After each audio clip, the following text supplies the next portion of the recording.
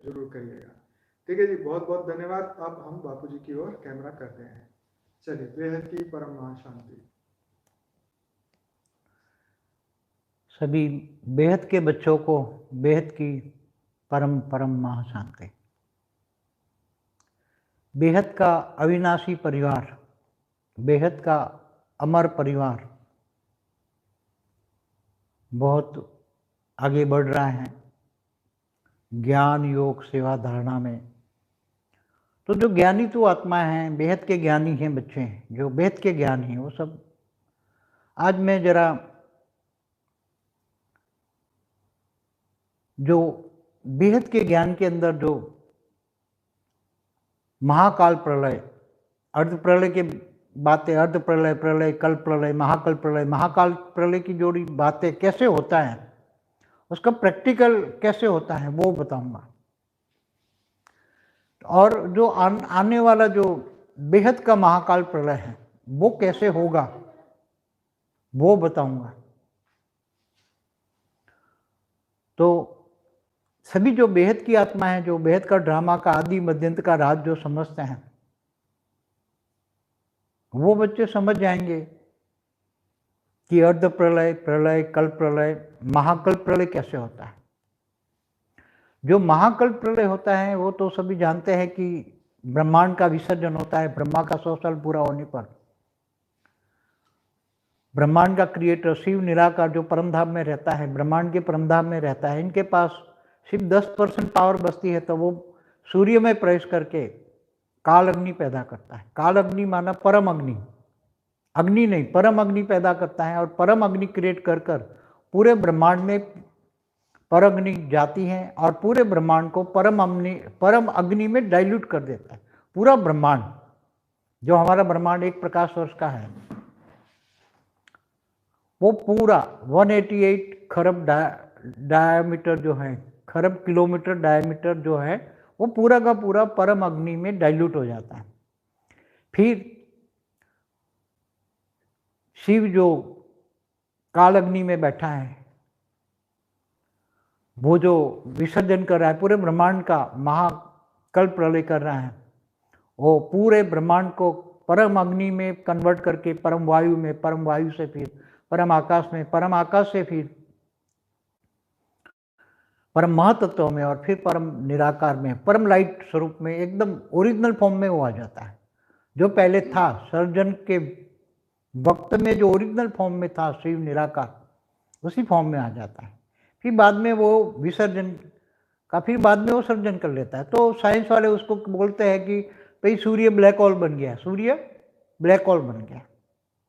तो सूर्य black hole तो बन गया, बात तो सही है, मगर ब्लैक होल क्यों बना? क्योंकि उसकी सूर्य की जो परम अग्नि पैदा होती है, तो परम अग्नि या परम तत्व, परम वायु, परम आकाश और जो परम लाइट स्वरूप में जो बन जाता है, तब वो स्थूल कैमरा में नहीं आता और वो दिखता है, उसको ब्लैक दिखता है। इसलिए वो कहता है ब्लैक होल बन गया, क्योंकि वो परम लाइट उसको ब्लैक दिखेगी, उसकी कैमरा में परम लाइट नहीं आएगी, तो ब्लैक होल बन गया। तो जैसे शास्त्रों में बताएं कि महाशिव की एक पल बराबर प्रतिपल अनंतान ब्रह्मांड बनते हैं, बिगड़ते हैं। तो महाशिव की एक पल बराबर, तो महाशिव भी जो महाब्रह्मांड का क्रिएटर है, वो महाब्रह्मांड माना गैलेक्सी, उसके सेंटर पॉइंट में वो रहता है। और सेंटर पॉइंट में जो साइंस वाले कहते हैं सुपरमासिव ब्लैक होल, तो वो सुपरमासिव ब्लैक होल नहीं है, वो महापरम धाम है, महापरम, उसके अंदर परम लाइट है। उसके अंदर जो जितनी गैलेक्सियों के बीच में वो सब ब्लैक होल देख रहे हैं, सुपरमासिव ब्लैक होल। साइंस वाले कहते हैं हर गैलेक्सी के बीच में सुपरमासिव ब्लैक होल है। तो ये जो सुपरमासिव ब्लैक होल दिखता है, ये महापरम धाम है। वहाँ इसके अंदर महाशिव निराकार रहता है। और जब महाशिव के पास भी जब टाइम पूरा हो जाता है, पावर खत्म हो जाता है, 10-20% पावर बचता है, तो महाशिव महाकाल बन के अनंत कोटि ब्रह्मांडों को अपने रोम रोम में समा लेता है। तो जैसे हमारी गैलेक्सी महाब्रह्मांड आकाशगंगा 1 लाख प्रकाश वर्ष की डायमीटर की है, उसके अंदर अनंत ब्रह्मांड है। आप देख रहे हैं कि जितनी सोलर सिस्टम है, एक सोलर सिस्टम माना एक ब्रह्मांड, एक ब्रह्मांड में एक सूर्य होता है। तो जितने अरबों सोलर सिस्टम है हमारी आकाशगंगा में, गैलेक्सी में, तो वो कैसे वाइंड अप करता है? तो वो महापरम धाम से संकल्प छोड़ के चारों ओर हल्की सी परम अग्नि छोड़ता है, पहले परम अग्नि छोड़ता है। तो परम अग्नि में अनंत कोटि ब्रह्मांड परम अग्नि में धीरे धीरे डाइल्यूट हो जाता है और धीरे धीरे परम वायु छोड़ता है, तो धीरे धीरे परम वायु में कन्वर्ट हो जाता है पूरा पूरा का पूरा अनंत कोटि ब्रह्मांड।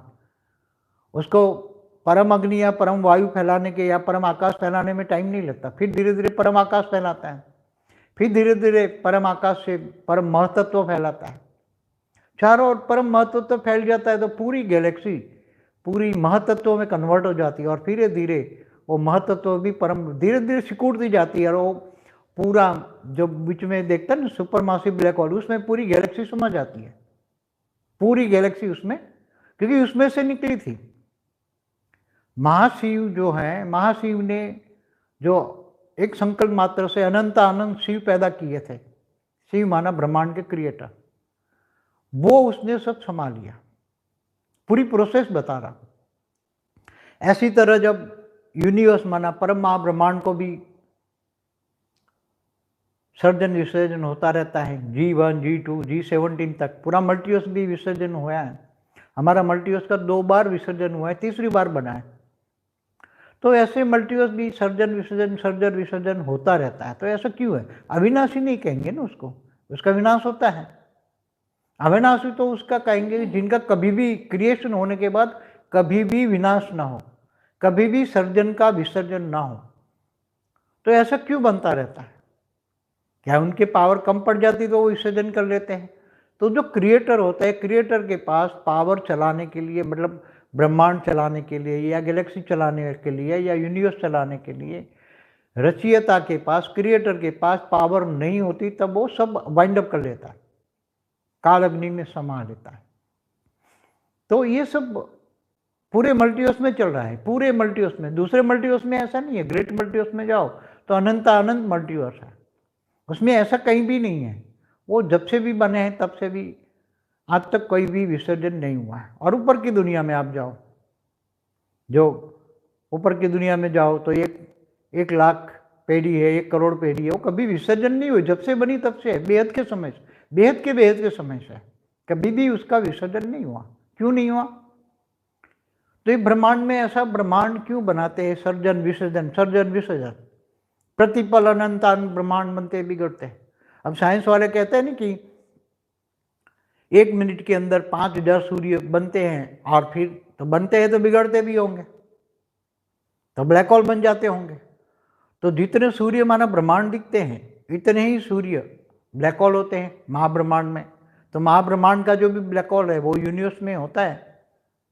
तो सब चारों ओर ये सर्जन विसर्जन। अब उससे मैं इसलिए समझा रहा हूं कि अभी हमारा जो ये तो अर्ध प्रलय, प्रलय, कल्प प्रलय, महाकाल प्रलय, अब बेहद का महाकाल प्रलय, बेहद का महाकाल प्रलय। मगर हम प्रलय के अंदर नहीं कहेंगे, परिवर्तन कहेंगे।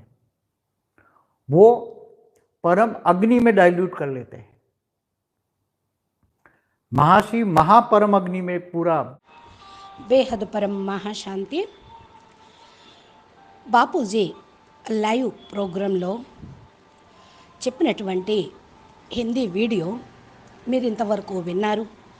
దీనికి తెలుగు అనువాదము అనంతబాయి అందరినీ ఉద్దేశించి బేహద్ బాపూజీ లైవ్ ప్రోగ్రాంకు మీరందరికీ స్వాగతం. బేహద్ ఆత్మలందరూ లైవ్ వీడియో యొక్క పార్ట్స్ను చూస్తూ ఉండండి, తప్పకుండా వినండి. ఈ వీడియోల్లో బేహద్ జ్ఞాన రహస్యాలు చాలా తెలుస్తాయి మీకు అని అనంతబాయ్ చెప్తూ ఉన్నారు. మీ అందరికీ కూడా బాపూజీ లైవ్ ప్రోగ్రాంకు వచ్చినందుకు ధన్యవాదాలు.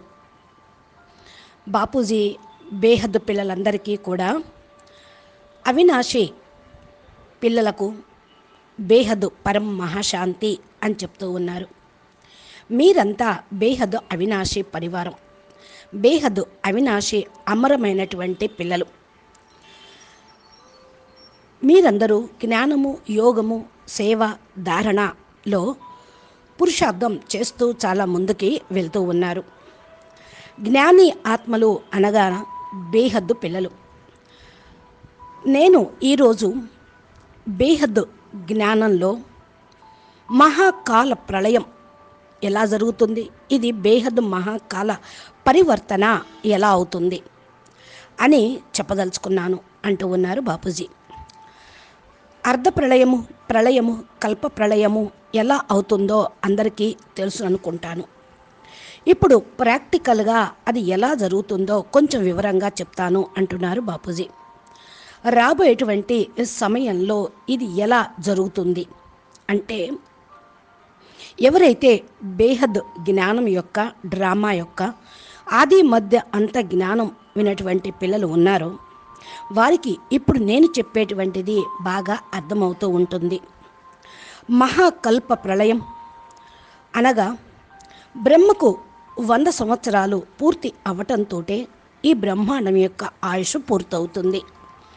అప్పుడు ఈ బ్రహ్మాండంలోని పరంధామంలో ఉన్న నిరాకారి శివుడు క్రియేటర్ దగ్గర 10% పవరే మిగిలి ఉంది అనుకున్నప్పుడు శివుడు సూర్యుడి లోపలికి ప్రవేశించి కాలాగ్నిని పుట్టిస్తాడు. కాలాగ్ని అనగా పరమాగ్ని. దీన్ని తోటి పూర్తి బ్రహ్మాండము సమాప్తం అవుతుంది. ఈ పరమ అగ్నిని బ్రహ్మాండం మొత్తంలో కూడా ప్రసారం చేస్తారు. అప్పుడు ఈ బ్రహ్మాండం మొత్తం డైల్యూట్ అవుతుంది.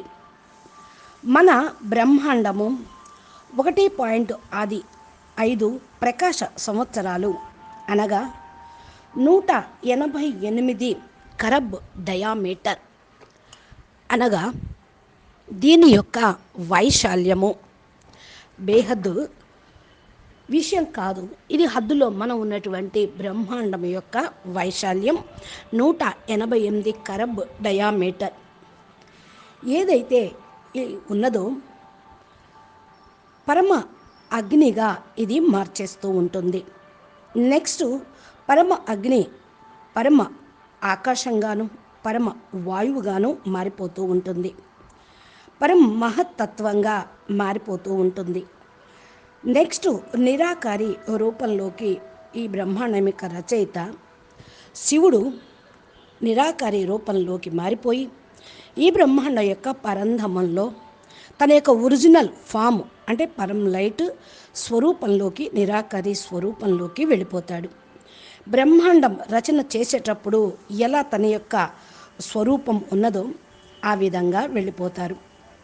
నిరాకారి రూపంలోకి వెళ్ళిపోవటము అంటే ఈ బ్రహ్మాండం మొత్తాన్ని విసర్జన చేయటము. దీన్ని బ్లాక్ హోల్ అని సైన్స్ వాళ్ళు చెప్తూ ఉంటారు. అయితే మరి బ్లాక్ హోల్గా ఎలా అయింది వాళ్లకు తెలియదు. ఇది ఏమిటి అంటే సూర్యుడు పరమ అగ్నిగా మారిపోతాడు.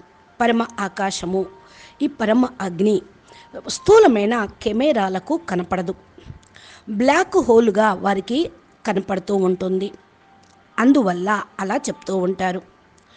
వారి యొక్క కెమెరాలో పరం లైట్ అనేది కనపడదు కదా. ఇకపోతే మహాశివుడు ప్రతి ఒక్క సెకండు అనంత బ్రహ్మాండాలను తయారు చేస్తూ ఉంటాడు, విలీనం చేస్తూ ఉంటాడు. మహాశివుడు ఒక్క సెకండు అంటే బ్రహ్మాండంలోని బ్రహ్మ యొక్క ఆయుష్ పూర్తయినట్లు బ్లాక్ హోల్గా అయిపోతూ ఉంది. నిరాకారి పరం లైట్గా అయినటువంటి వారు మహాబ్రహ్మాండంలో సెంటర్ పాయింట్లోకి వెళ్ళిపోతారు. మహాశివుడు కూడా అక్కడే ఉంటారు.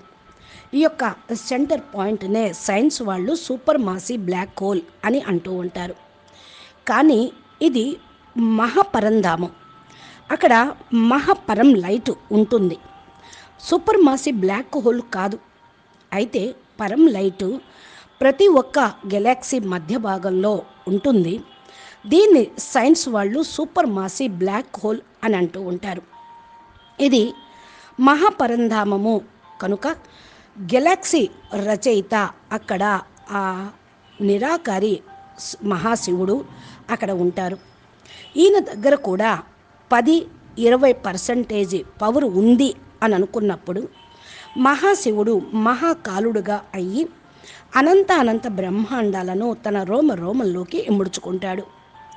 మన యొక్క గెలాక్సీ ఆకాశగంగా 1,00,000 ప్రకాశ సంవత్సరాల డయామీటరు. దీనిలో అనంత బ్రహ్మాండాలు ఉన్నాయి. ఒక బ్రహ్మాండము అంటే ఒక సోలార్ సిస్టమ్. ఒక సోలార్ సిస్టంలో ఒక్కొక్క సూర్యుడు ఉంటూ ఉంటారు. మన ఆకాశగంగలో కరబోం సోలార్ సిస్టమ్స్ ఉన్నాయి. మరి వీటిని ఎలా వైండప్ చేస్తారు అంటే, మహాపరంధామంలో ఉంటున్నటువంటి మహాశివుడు ఒక సంకల్పంతో నలువైపులా తన యొక్క పరమ అగ్నిని వదులుతాడు. ఈ పరమ అగ్నిలో అనంత కోటి బ్రహ్మాండాలు నెమ్మదిగా డైల్యూట్ అయిపోతాయి. ఈ యొక్క పరమ అగ్ని నెమ్మదిగా పరమ వాయువుగాని వదులుతుంది. తరువాత పరమ వాయువుగా వదిలి వెళ్ళటం అనేది ఎంతో టైం పట్టదు. ఇలా పరమ అగ్ని, పరమ వాయువు ప్రతి ఒక్క బ్రహ్మాండంలోనూ గెలాక్సీ మొత్తంలో వ్యాపించటం వల్ల నలువైపులా పరం మహత్తత్వంతో నిండి ఉంటుంది. గెలాక్సీ పూర్తిగా పరం మహత్తత్వంలోకి కన్వర్ట్ అయిపోతుంది. ఇది సంకుచితంగా ముడుచుకుపోతుంది, అంటే ఇముడు చేసుకుంటుంది కదా, దాని వైశాల్యం తగ్గుతుంది. అది ఒక సూపర్ మాసి బ్లాక్ హోల్గా అవ్వటం అనేది మన గెలాక్సీలో కనపడుతూ ఉంటుంది. గెలాక్సీలో అనంతకోటి బ్రహ్మాండాలు ఇమిడిపోతూ ఉంటాయి. దాని నుండే అనంతకోటి బ్రహ్మాండాలు వచ్చినాయి, మళ్ళీ దానిలోకే ఇమిడిపోతూ ఉంటాయి. అక్కడ నుండే మహాశివుడు నేను అనంతం కావాలి అని సంకల్పం చేయటంతో అనంత శివుళ్ళు రచయించబడ్డారు. శివుడు అనగా ఈ బ్రహ్మాండం యొక్క క్రియేటర్. వీళ్ళందరినీ తనలోకి ఇముడ్చుకోవటాన్నే విసర్జన చేయటం, వైండప్ చేయటం అని అంటూ ఉంటారు. ఇలాగే పరం మహా బ్రహ్మాండం యొక్క క్రియేటర్ పరం మహా శివుడు కూడా సర్జన విసర్జన చేస్తూ ఉంటారు. ఈ యొక్క సర్జన విసర్జన అనేది యూనివర్స్ 1 నుండి యూనివర్స్ 17 వరకు, అంటే గ్రేట్ యూనివర్స్ నుండి గ్రేట్ 17 యూనివర్సుల వరకు ఉన్నటువంటి మల్టీ యూనివర్సుల్లో కూడా జరుగుతూ ఉంటాయి. ఇవన్నీ కూడా మల్టీ యూనివర్సులో ఉన్నాయి.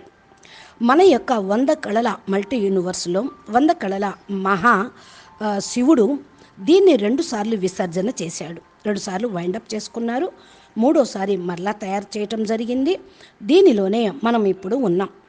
ఇలాగా యూనివర్సుల సర్జన విసర్జన జరగటం వల్ల ఈ బ్రహ్మాండం 100 కళల బ్రహ్మాండం కూడా విసర్జన 2 సార్లు జరగటం వల్ల దీన్ని అవినాశి అని అనలేం. ఇలా ఎందుకు జరుగుతుంది అంటే, రచన దగ్గర పవర్ లాస్ అయినప్పుడు తన నుండి వచ్చినటువంటి రచన చేసినటువంటి వాటన్నిటినీ కూడా ఇముడ్చుకుంటూ ఉంటాడు. అయితే దీనికి పైన ఉన్న, దీని ప్రక్కనే ఉన్న మల్టీవర్స్, గ్రేట్ మల్టీవర్స్ అవినాశిగానే ఉన్నాయి. అది ఎప్పుడూ కూడా విసర్జన కాల, అనగా రచించిన దగ్గర నుంచి ఇప్పటి వరకు అవి అలాగే ఉన్నాయి. భలే పవర్ కొంచెం తక్కువ అయ్యి ఉండవచ్చు, ఇంకా పూర్తిగా తక్కువైందనుకో అప్పుడు విసర్జన చేస్తారు. పవర్ లాస్ అంటూ పైన జరగదు. జరిగిందనుకోండి మళ్ళీ పవర్ నింపుకోవడం జరుగుతుంది. ఇప్పుడు మీకు అర్థమైంది కదా అంటున్నారు బాపూజీ. క్రియేటర్ దగ్గర తన క్రియేషన్ని నడిపించేటువంటి పవర్ ఉంటుంది. అది బ్రహ్మాండం రచయిత కానీ, గెలాక్సీ రచయితకు కానీ, యూనివర్స్ రచయితకు కానీ ఎవరికైనా సరే నడిపించడానికి పవర్ అనేది ఉండాల్సిందే. లేకపోతే దాన్ని ఇముడు చేసుకుంటూ ఉంటారు. అందుకనే సర్జన విసర్జన జరుగుతూ ఉంటుంది. ఈ కాలాగ్నిలో ఇమిడిపోవటము అనేది జరుగుతూ ఉంటుంది. పూర్తిగా మల్టీ యూనివర్సు నడుస్తూ ఉంది. దీనికి పైన ఉన్నటువంటివి ఇలా లేవు. అంటే పైన ఉన్న ప్రపంచం ఇంకా చూడండి, మల్టీ యూనివర్స్ పైన అంటే 100 కళల నుండి 200 కళలు, 300 కళలు, 400 కళలు ఇలా పైకి వెళ్ళే కొద్దీ 1000, 2000, 3000, మరి 10,000, తర్వాత 1,00,000 కోటి కళల బ్రహ్మాండం వరకు కూడా మరి ఎప్పుడైతే రచన చేయబడ్డాయో అప్పటి నుండి ఇప్పటి వరకు అలాగే ఉన్నాయి. సర్జన విసర్జన అనేది జరగలేదు. మరి ఇది సైన్స్ వాళ్ళకి తెలియదు కదా, అందుకనే ఒక లిమిట్ అనేది చెప్తూ ఉంటారు. ఏం చెప్తున్నారంటే 1 మినిట్లో 5-10 మంది సూర్యుళ్ళు అంటే బ్రహ్మాండాలు తయారవుతున్నాయి, మళ్ళీ కనుమరుగైపోతూ ఉన్నాయి, అంటే బ్లాక్ హోల్గా అయిపోతున్నాయి అని చెప్తూ ఉన్నారు.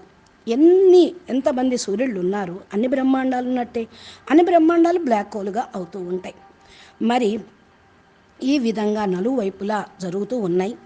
మన బ్రహ్మాండంలో అర్ధ ప్రళయం, ప్రళయము, కల్ప ప్రళయం, మహాకల్ప ప్రళయం అవుతూనే ఉన్నాయి ఇంతకాలం. కానీ ఇప్పుడు బేహద్దు మహాకాల ప్రళయం జరుగుతుంది అని చెప్తూ ఉన్నా. అయితే దీన్ని మనం మహాకాల ప్రళయంగా చేయటం లేదు, బేహద్దు మహాకాల ప్రళయం కాదు, మనం దీన్ని బేహద్దు మహాపరివర్తన అని అంటూ ఉన్నాం. పరివర్తన అనంటే ఇది పరమతత్వంలోకి మారిపోతూ ఉంటుంది. ప్రళయం అంటే పరమ అగ్నిలో డైల్యూట్ అయిపోతూ ఉంటుంది.